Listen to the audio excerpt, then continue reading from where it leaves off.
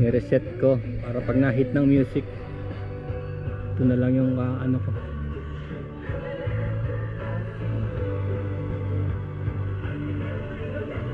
Alam nyo kasi masakla pag na-hit ka ng music, wala kang kikitain.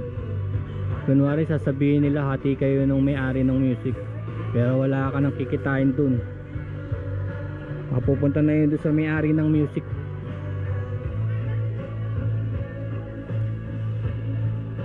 Yung experience ko, basta may nagreklamo na hati daw kami dahil kanya yung music, wala na, hindi na ako nabibigyan ng hati.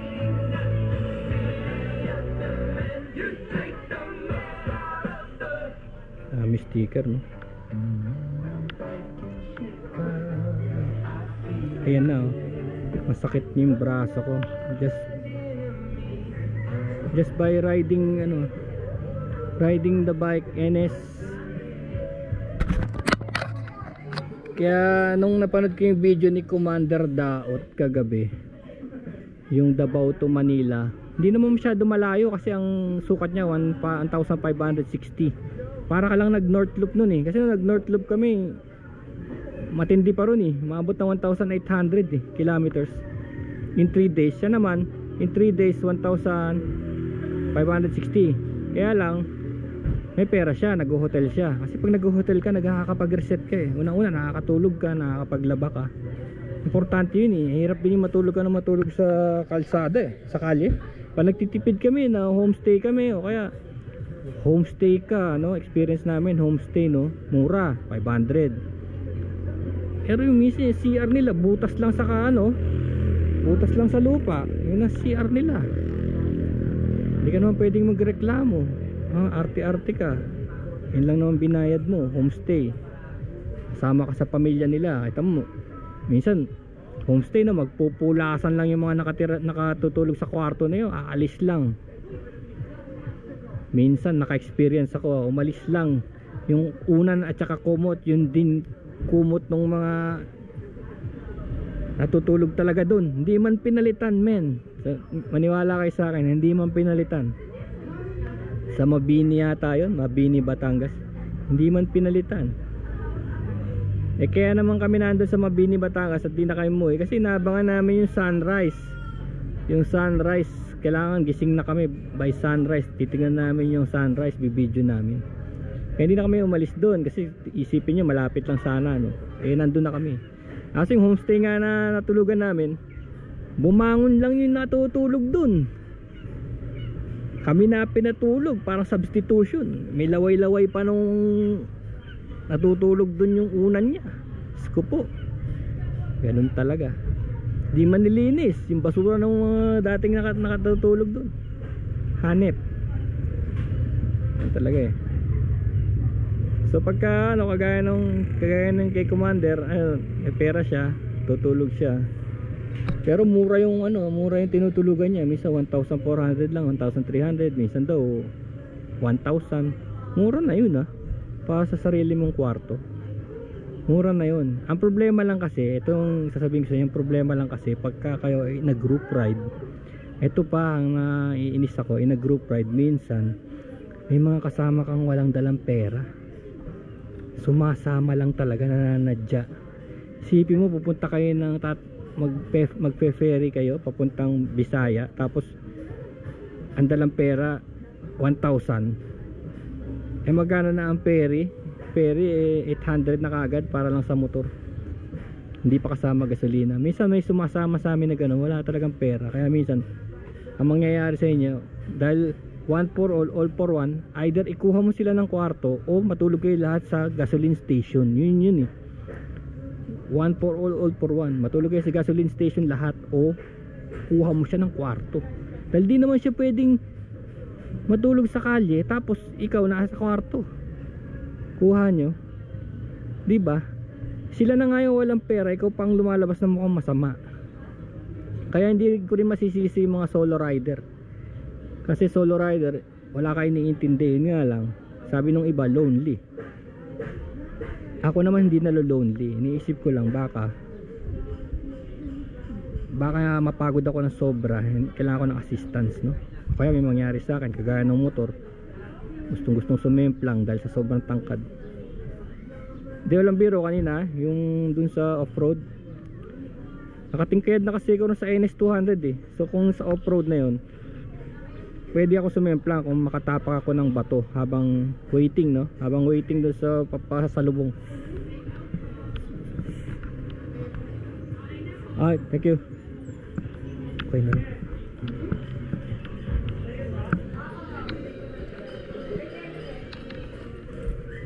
Thank you.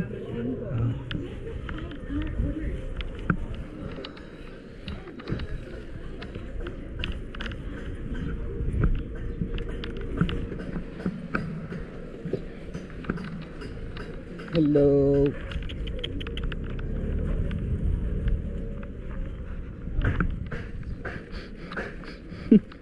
Sama na tingin din sa pagkain. Ano ba to?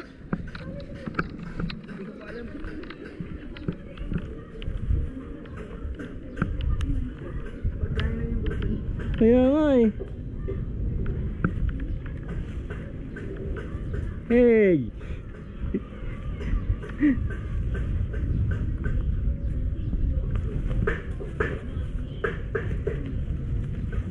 Sama na tingin sa goto ah. Hala. Ayun ba to? Baka sagpangin niya yung goto kaya. Hala. Naku, nagtawag pa.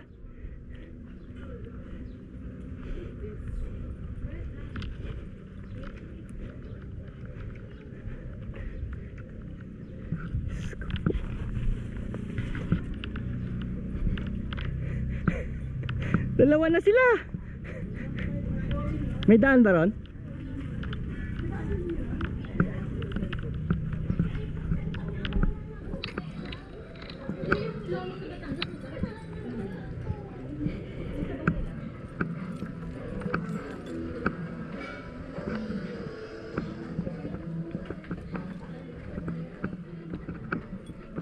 May aso, inaharang ako eh nung dalawa. Gusto niya to eh. Haamoy lang?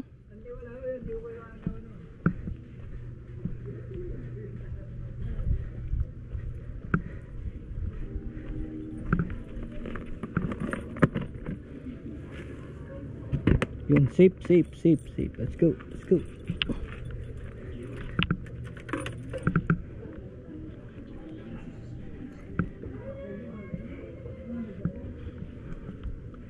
Dami pala nila, oh, yung pa sila. Wow, masarap talaga yung goat. Ang goat akuahan ha. Type nila yung type nila. Yeah. Ayun, tignan nyo. Oh, ayun, tignan nyo ako. Ayun. Look.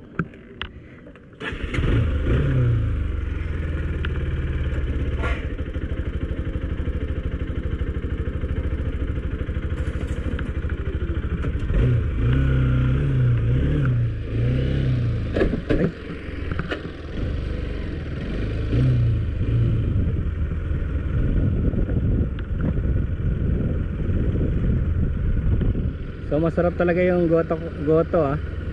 Narang na mga asing goto ah. Nakita nyo, yung nakatingkayad ako dito no, 5'5" ako. Kaya lang pagka biyahe naman, pag may biyahe talaga, camp out, moto camping, puno naman tong motor. So bumababa siya, bumabagsak siya ng gusto. Kaya hindi ko rin pwedeng babaan to.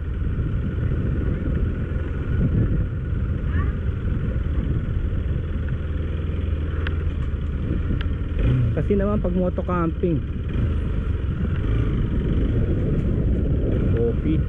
coffee ron oh. Ano ba tayo? Oops.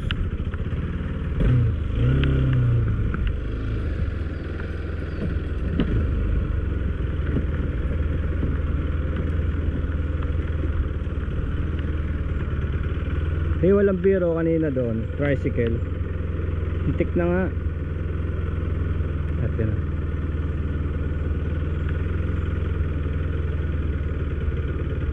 Maps.me. Etong Maps.me ano to? Offline map. hindi kailangan ng internet, i-download mo. Army Road.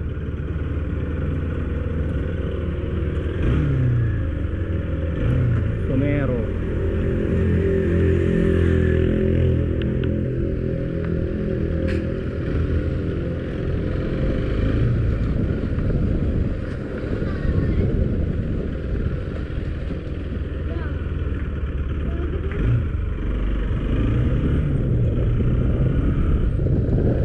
Kahit nakita nating maulan na ron, dito wala pa.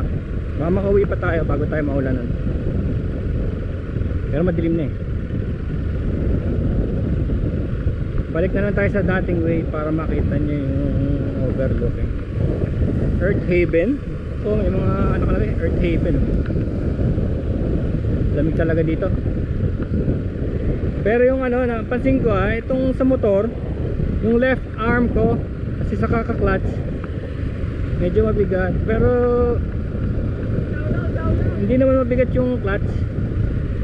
Kaya pala yung mga tao maraming nag-scooter na lang.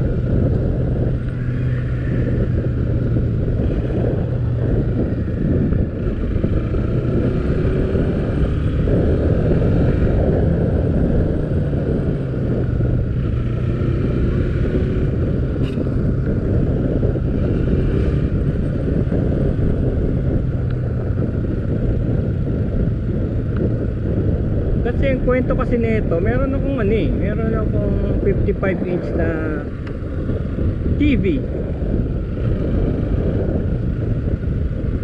Hindi ko nagagamit eh.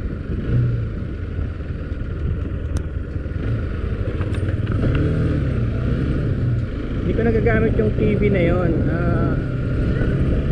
Puro lang ako sa laptop. Kaso malabo na nga yung mata ko eh. Nahirapan na ako tumingin sa laptop nang may salamin. So pinaandar ko yung 55 inch na TV na yon. Ayun, parang nag-enjoy akong kapapanood dahil nga hindi na ako nagsasalamin. Ang laki. Naka-ano sa YouTube. Tapos meron akong parang yung mouse na meron akong mouse na wireless.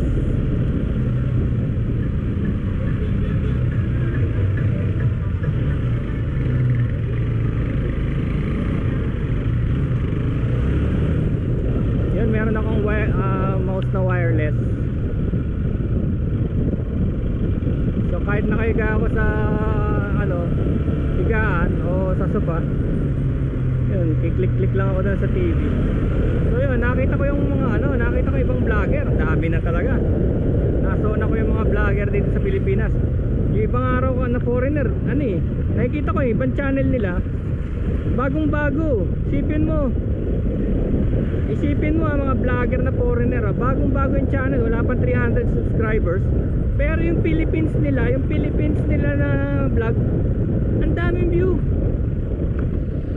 Isipin mo, one day meron silang 5,000 views sa Philippine vlog nila, na kinikwento lang nila yung Makati. Siyempre madalas ako sa Makati, diba? So alam ko yung Makati.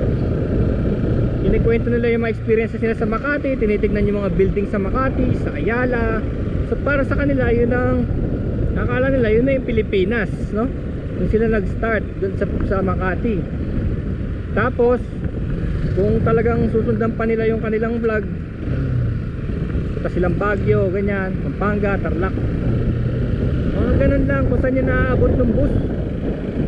Ang dami nilang hits. Yung 300 subscribers, meron kang 5,000 views in a day dahil Philippines lang. Kaya ang dami palang vlogger dito sa atin na foreigner. Patok na patok sila.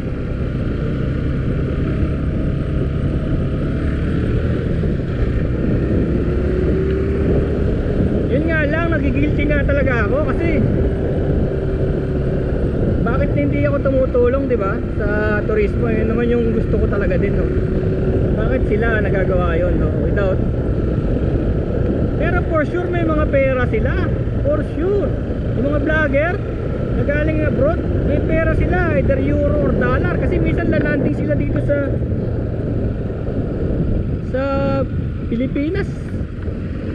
May nag-aabang na sa kanilang hotel, may nag-aabang na sa kanilang motor. Di syempre yung mga hotel na yun, tsaka yung mga motor na yun, nirentahan nila yun. Kabook na.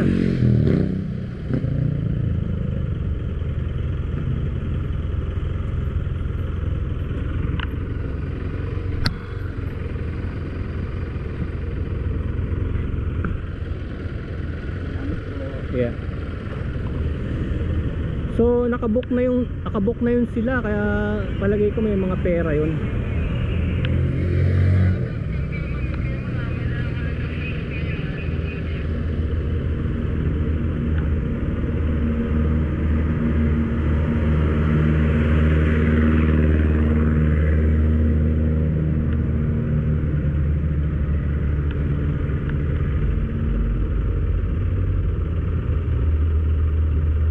Nakakuha ko tong ano to, 8888. 8888. Ayan, 9124 na. Dalawang labas pa lang, 9124 na. Masarap siyang gamitin eh, kaya lang kailangan gamitin ko rin yung ibang motor. Kaya may plastic ah. Susunog sila rito ng ano, susunog sila ng ano, yung ginagamit sa kalye. Yun eh, sa pagitan ng kalye susunog sila ng goma rito. Yun o, nilalagay niya sa in-betweener. Ayan kasi in-betweener niya goma yan eh, yung between plates. Ayan, baho. Yun nga lang, di nagbabago sa ating ano, no, paggawa ng kalye, mga pollutants pa rin. Ayan o, mga goma na yan o. Ayan, susunugin nila yan.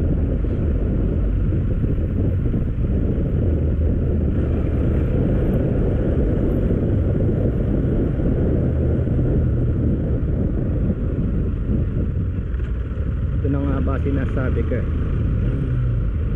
ito na nga ba sinasabi ko, pag ikaw gumagamit ka ng mabibilis na bike, magagandang bike, parang ayaw mo nang gamitin yung ibang bike eh. Kaya lang itong bike na to, kahit malaki para sa akin, no? Malaki pag nasa bahay to